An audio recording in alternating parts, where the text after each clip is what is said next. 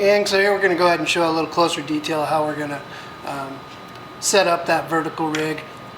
Vertical rig basically you can get from us 6 feet, heavy mono up here, tied on a loop, thingamabobber, looped in, that goes right onto your fly line, as long as it has a loop, which most of them do now. We make that loop big enough to pass the indicator through. So we've got our loop-to-loop going on here, our running line, and now what we're going to do is I'm going to go ahead and show you how to attach that tippet or that vertical portion. Got our good old handy trusty big nippas from Rising. Tippet-o. I typically just run a 5 twist over this, and back through. A lot of people I know that fish this fish it improved.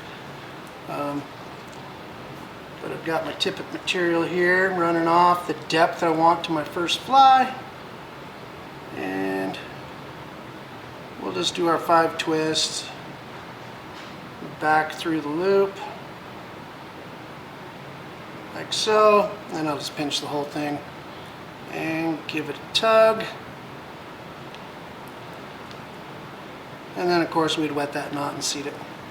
And now we have our vertical tippet coming right off of our running line. Once again, nip that short just to avoid any wind whipping, and then we'll go ahead and slide this right down and butt it up against that knot right there.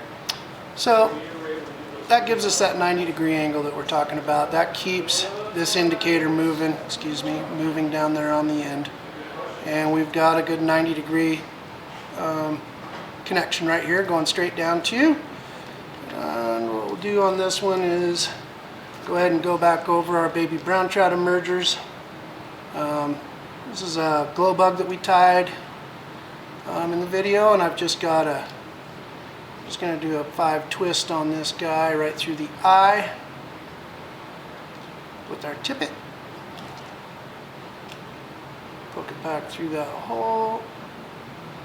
Once again, give it a little pinch, seat that knot.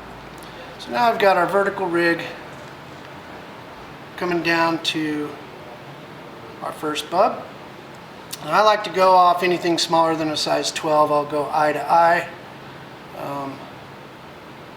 with my knots. Let's see if we can kind of show that. That exposes that hook a little better, seems to get some more hookups that way. You know, if I'm going anything bigger, rubber legs, sand wands and stuff, you know, typically go off the hook pin. Now we're just going to go ahead and come down another 12 inches or so, 10 to 12, 10 to 16.